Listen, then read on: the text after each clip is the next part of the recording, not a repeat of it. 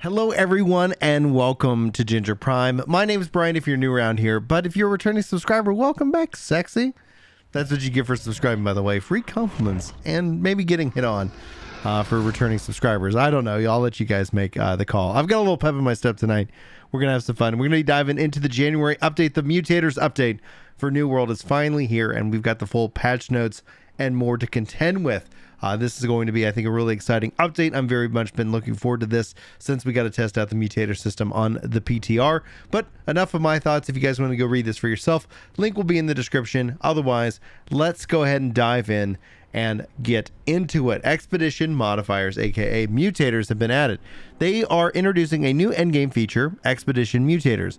Mutators change the familiar by augmenting quote-unquote normal and quote-unquote named enemies found within expeditions, changing the way the encounters play out and what strategies players should consider before battle. And as combat changes, so do the rewards.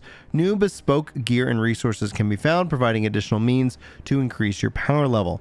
This system is intended to rotate through a unique combination of expeditions and mutators each week, with 10 difficulty levels per expedition mutation. Now, players will be challenged to climb the ladder, and the aim of will eventually be reaching the max difficulty. Please be advised that recommended gear score levels for mutated expeditions is important, and that it directly factors into enemy scaling, and by consequence, your chances of success. So please note, the combat scaling is individual per player and separate from the base difficulty increases in health and damage. So how do you enter? Players will be required a codex for opening the mutated version of the expedition, and completion of the regular difficulty expedition. Players will actually receive the codex for that expedition and a one-time reward of a mutation expedition tuning orb. Now note, players who are invited into a group that already has a codex and the orb will be rewarded with both items upon completion. The mutated expedition tuning orb will not be rewarded an additional playthroughs of regular difficulty expeditions. Upon approaching and interacting with the expedition menu, players will be able to see the type of mutator available, the mutation level, and gear score recommended to advance, and lastly, if they meet the qualifications for entry. For mutator orbs, they are universal. Players can craft one per week and will be able to purchase additional orbs in the faction shop. For scoring and advancement, score is performance based, taken on a combination of categories. Score is also a shared value for group members. The following categories count towards the group's overall score value. So the better the score. That's going to be calculated at the end of the run. AI kills, the target value for killing a predetermined amount of enemies within the expedition. Takedowns, the target value for killing named enemies within the expedition. Team wipes, each team wipe during a boss fight reduces the score by a significant amount. And respawns, the respawn reduces the score by a moderate amount. There are also bonus multipliers for run efficiency, minimal respawning, wiping, speed, and takedown of all targets. These are calculated at the end of the expedition run, and the score ranks are bronze, silver, and gold. The advancement through each mutator difficult level requires reaching the predestinated level of proficiency within the highest achieved levels. Higher scores mean advancement to higher difficulties, which in turn lead to bigger rewards. So for some effects, elemental mutators infuse enemies with the expedition of a specific elemental damage type, increasing their resistance to that damage type and converting a large portion of their damage of that type and giving them powerful elemental based abilities. Hellfire, it infuses enemies with fire, allowing them to burn players who oppose them. Eternal, infuses enemies with void, granting them the abilities that debuff players or buff the void infused allies. For promotion mutators will grant creatures the expedition powerful of new abilities. Savage applies healing reduction and casts damaging beams around themselves. Abominable creatures will persist throughout the damage, and life-stealing abilities are now able to summon a Phalanx and block all incoming player projectiles. Curses are mutators apply dangerous effects to players, forcing them to work together to overcome the curse's power. At the highest difficulties, curses become empowered, creating additional tactical advantages. disciplitors. Players will occasionally combust with elemental energy. When the curse is empowered, players will need to cleanse themselves by approaching the combusting player. Censored players will find their abilities turned against them. After a player in the group has used a certain number of activated abilities, explosive silent zones will appear on all players. When the curse is empowered, players will lose natural mana regeneration and must enter the silent zone to regenerate their mana. Endgame updates Part Deuce. The Umbral upgrade system. Players can upgrade individual pieces of gear from gear score 590 to gear score 625 by spending Umbral shards. So they reduced this requirement from 600 to 590 based off of feedback from the PTR, and all desired to require legendary items to engage in the Umbral system. The ability to upgrade items of this type is locked until players hit 600 expertise for that item type, and players will acquire Umbral shards in 3 methods. Expedition mutators are the most efficient way to earn shards. The higher the difficulty level, the higher the score rank achieved, and more shards the player will earn. Opening Gypsum cast once the expertise of that type has reached at least 600 expertise, and crafting 600 GS items, and once the expertise of that type has been reached for at least 600 expertise. Upgrading any item via the Umbral shards binds them to the player. Expertise system updates. Players will raise their expertise from 590 to 600 through the current means, gypsum casts, and random open world bumps. Expertise is increased from 600 to 625 via the Umbral system and expertise gear scaling. Any item that is purchased from the trading post or acquired through PTP or player to player after the January patch will have its effective gear score scaled down to the midpoint of the player's expertise, and then items gear score if their expertise is lower than that of the item's score itself. So any item purchased from trading posts or required through player to player after January's update will have its effective gear score scaled down to the midpoint of the player's expertise. Oh man, I guess that's to keep players from just like funneling characters, just like, you know, their friends with like, hey, here you go, now you're 600, in a way to kind of keep that grind going. But I'm wondering, does that mean like if it's midpoint and then increases that point? So I'm gonna have to play around with that. We'll have to see how the community reacts to that one, because honestly, I'm just kind of like, okay, like, let's see what that looks like in action. General enhancements and quality of life improvements. Whenever you craft a gear score 600 item, if your expertise for that item is under 600, it will trigger an expertise bump, and this will be another great way for crafters to get their expertise to 600. In addition to the already released Emerald Gypsum from the Trade School Aptitude containers. If you can get your expertise bump from random drops in the open world, the loot ticker will now show which item gave you that expertise bump. If you get an expertise bump from opening a reward cache, the opening sequence will highlight which item gave you that bump. And if you now craft the Topaz Gypsum Attunement Potion at the any Arcania station as well as any T5 camp, increase the odds of getting Topaz Gypsum when killing enemies and attuned. And we've addressed the issue where the Gypsum casts were only providing one bonus when opening with above a gear score of 583. I can't even read this for some reason. 585. For the item now upgrades the Gypsum cast from 585 to 600, and it would be at least +2, except when the expertise is 599. To allow for more players to access the Gypsum more freely they've acquired, we've removed the crafting cooldowns on Gypsum orbs. So for world experience, Expedition changes. With the release of Expedition Mutators, we've made some balance changes to updates to the existing content. We've made expeditions more exciting by updating rewards and drop rates, bringing them in line with other endgame activities. The drop rates for named enemies and expeditions have been significantly increased, and T5 gear has been added to Dynasty Shipyard's loot table when playing the mutated expedition. We've adjusted certain enemy counts. Lazarus Instrumentality reduced the number of enemies when sealing the Ancient Azoth portals in the Ostium. And then Expedition Tuning Orbs. Expedition Tuning Orbs for Amorite Excavation, Starstone Burrows, the Depths, the Dynasty Shipyard can be purchased from the faction shop once per day. Expedition Tuning Orbs from Garden to Genesis and Lazarus Instrumentality can be purchased once a week. To increase access to crafting Expedition Tuning Orbs, we made the following materials able to be traded where previously bound to players. So Blight Seeds, Corrupted Lodestones, Crystal Fragments and Shards and Silvers, and Chisels. So happy to see that's actually moving their way into the economy. I think that's going to be an important aspect. They made significant reductions to the crafting cost of expedition keys, global keys for crafting changes. So reducing the star metal chisel coin from 150 down to 150 down from 200, the calcium chisel from 200 to from 400, and the man, I cannot read these words, asmodium chisel from 500 down to 250. The eternal heart, they reduced all elemental mote cost to craft. It now costs 10 of each, down from 30. The elemental heart reduced the elemental mote cast for crafts, 10 from 30. The undying heart reduced all elemental consequence cost to craft, now costs 2. The sequential down from 6. Same thing for dynasty tuning. The ships and the yards here, the ships and yards, perfect. Reduce the amount of corrupted crystal and obsidian voidstone.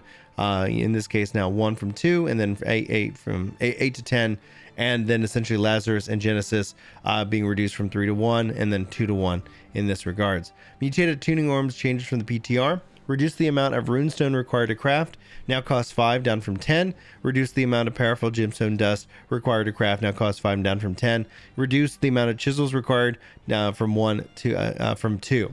Man, the way they word that just drives me nuts. My mind, it's like I need to see the highest number first, and then it's tripping up my eyes. Well, anyway, now you know more about how my brain decides to trip me up. All right, fast travel costs. I think this is going to be really nice for everybody. We've heard your frustrations with the cost of fast travel, and with this release, we've included an update that dramatically reduces the distance factor in the amount of Azoth required for each trip. Accordingly, the faction control point bonus associated with fast travel now reduces the distance factor to 0. New fast travel shrines have been unearthed, so they've added new shrines next to pretty much where all the dungeons are. This is going to help get you to where you want to go much faster. So Amarine, Shattered Obelisk, Depths, Genesis Shrine, Mephilones Shrine, and Lazarus Shrine, all going to have little fast travel spots that you can kind of get to the dungeon as quickly as possible. I think that's just a nice quality of life. Open World fixed an issue with the following elite strongholds not consistently applying the appropriate affliction to players that enter visually affected areas. Mangling Heights, the Abershirmer Inferior Superior, Murkguard, and Malevolence. Siren Stan revised chest placements for several elite chests to be closer to their associated named enemy. Mangled Heights slightly moved on one elite chest in Mangled Pox Gate. Various notable fixes here. Fixed inconsistent spelling for the players facing names of Duranius. Fixed an issue with Windsward Patrol faction missions displaying incorrect values. Added a fix to prevent duplicated objects from being given to players. Yetis converted from the elite boss to elites after the Winter Convergence event. Added enemies in the abandoned campsite in Restless Shore. Increased spawn times from a level 35 point of interest for the longer time to kill enemies. Fixed an issue found in the PTR where tree flies into sky after being chopped down. I wish I could have seen that one. Fixed an issue where discipline of disorder only spawned once in Murkguard. Decreased some load times. Fixed an issue where the fence was not being rendered for all players in Weaver's Fin. Removed a small patch of invisible water in Everfall. And then North of Orion can now slow player movement or cause the player to drown. Fixed an issue with an elite chest clipping through the Orcarium vein, making it difficult to loot in Murkguard. Fixed various issues to gatherers and vegetation below or inside World Collision. Various fixes to holes in World Collision.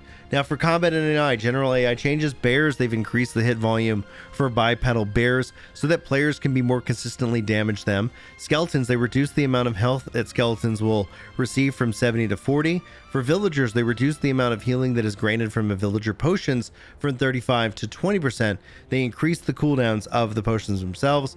The Varandian Knights celebrate the Winter Convergence by laying down their weapons and painting them to match the color of their armor. Tendrils, Corrupted Angry Earth, they reduce damage and sweep attack by 40%, reduce frequency of this attack but increase the reaction of a knockdown. They've reduced the damage of stab attack by 50% and remove stagger reaction.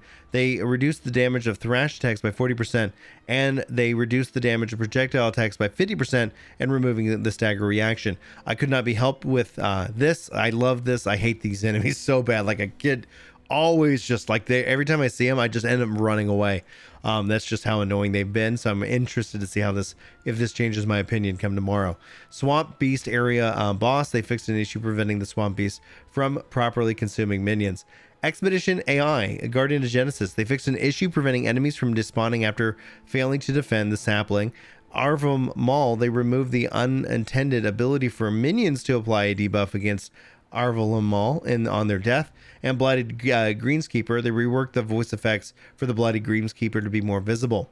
Combat, Mutator perks added. Weapon perks, Flame Attunement. Attacks deal 15% damage as fire with a cooldown in 2 seconds. In fact, that cooldown is going to be across the board. Frost, 15% damage as ice. Abhorral, 15% damage as nature. Abysmal, 15% weapon damage as void. Armor perks, Flame Conditioning. After being hit by fire damage, gain 4% fire absorption for 5 seconds. Each piece of armor with this perk increases the potency. Same thing for Frost, same thing for Arboreal, and same thing for Abysmal. So from an attack and a defense perspective, you get a little weapon and armor perks that are available. PvP damage formula has been updated. I'm very curious as to what you guys think about this. This is something we're going to have to be testing out and see how it ultimately plays out. We've adjusted the way armor mitigation is calculated to use the enemy's gear score value instead of your average gear score. So to adjust for the difference in armor mitigation, we've increased the damage of low level players to do higher damage to higher level players and reduce the damage of higher level players do to lower level players. So we're going to see if that ends up being kind of a wash. But overall, it seems really interesting to see how they're changing that PvP damage formula. So we'll have to play with that here in the update.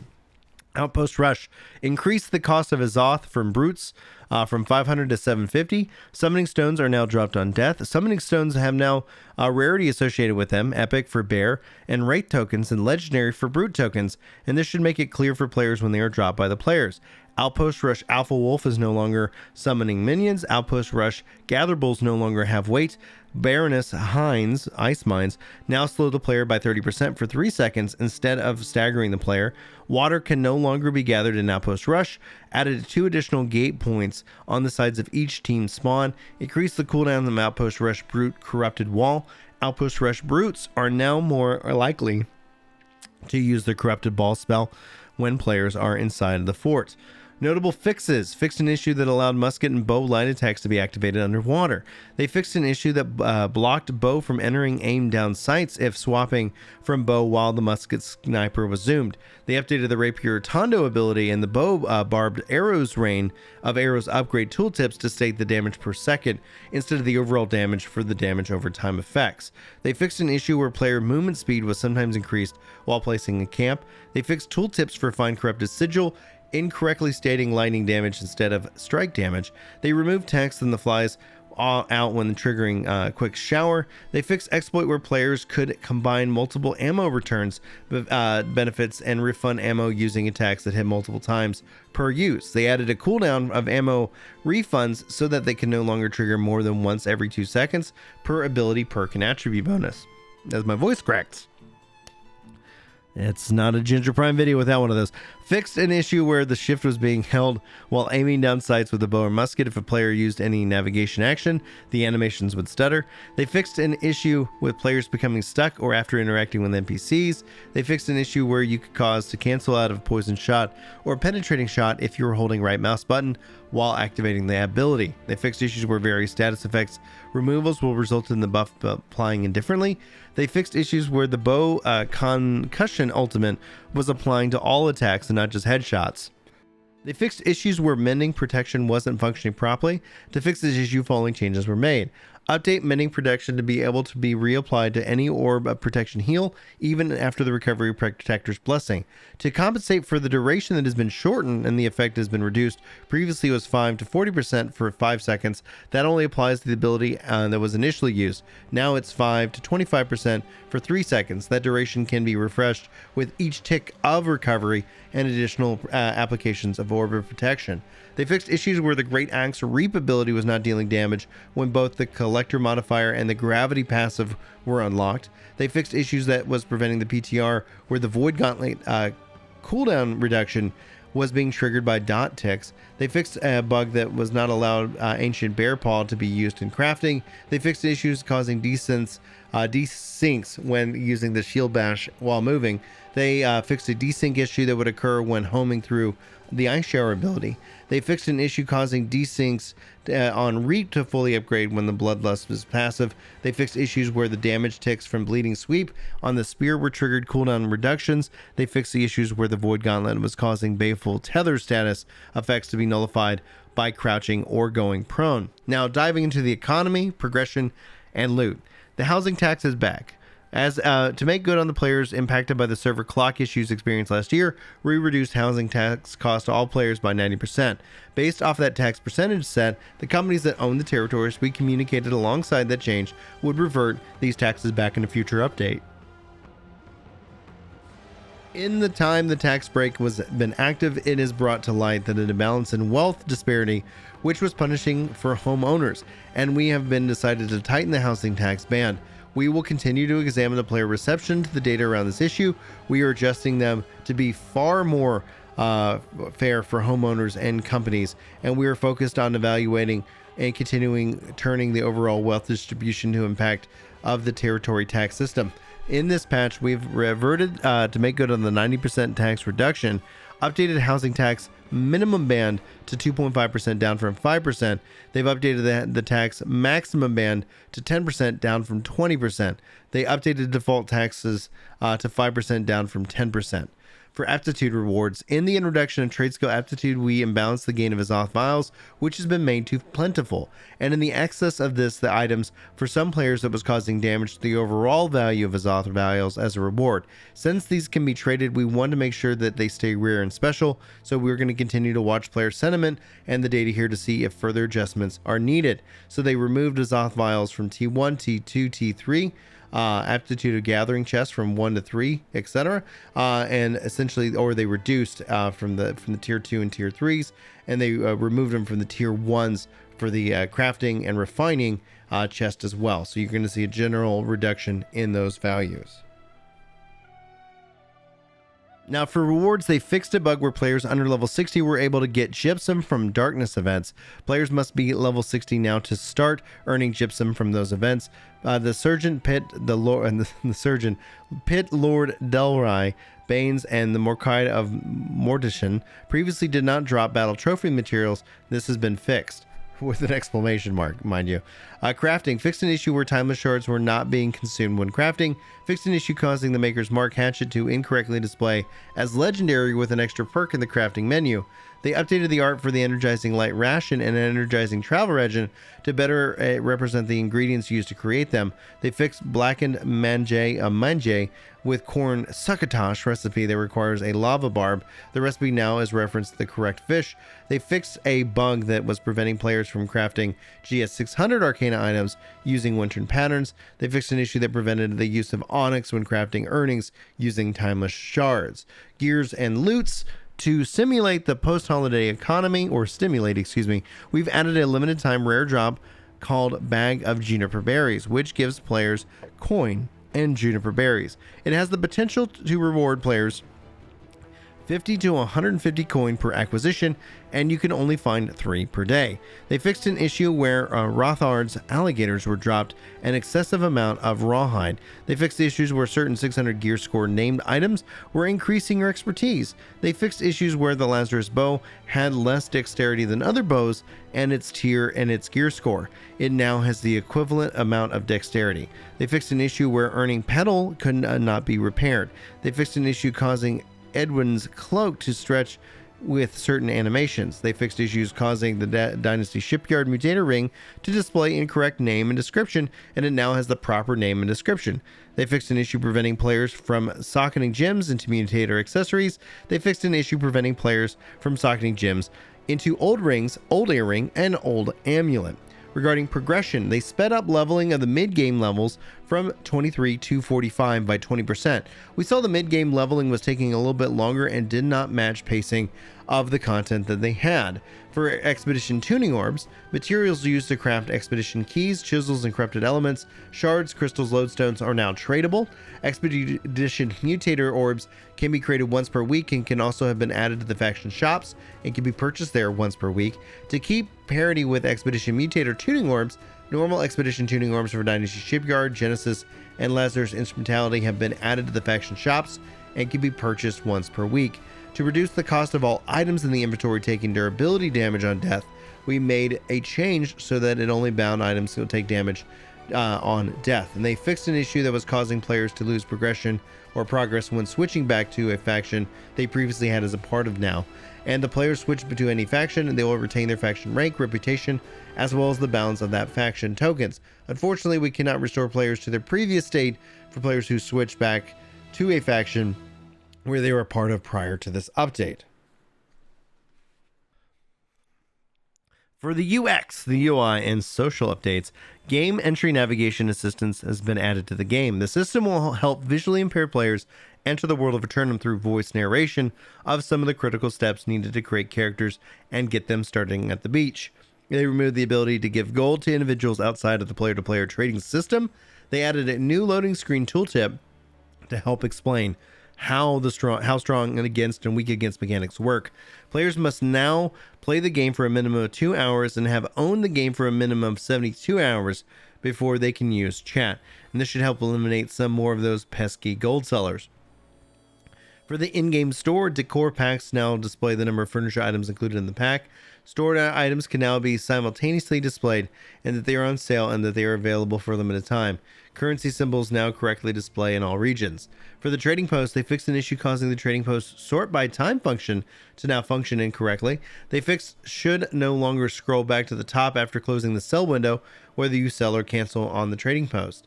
And various notable fixes here to finish off the notes. Fixed an issue where group chat could break after exiting a house. They fixed an issue where companies who own more than one territory were not getting merge reimbursements, and companies are now compensated depending on the number of territories they own rather than a flat amount.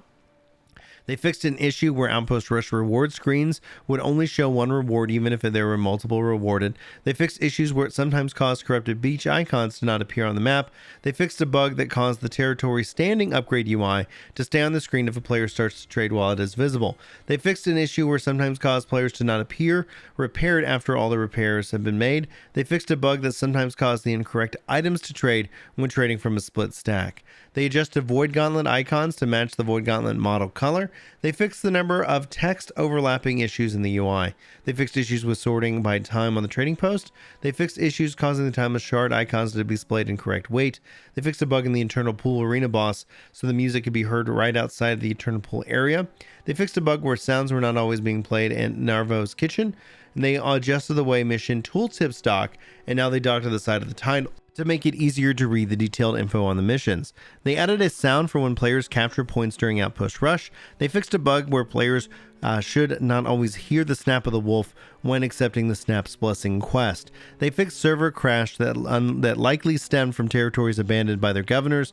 They fixed a discrepancy between server client and system clock timing in war declaration screens. They fixed an issue where the map was reported that there was an upcoming invasion when there was actually an upcoming war. And with that, guys, we have concluded our epic patch 1.3 notes read through. Hopefully you guys got some good information about this. Hopefully you're as excited for this update as I am. Just note for February, the February update they've already said is going to not be focusing on content, but it's going to be focusing on bots, bugs, and band-aids and balance and more. Think of any B word that you can.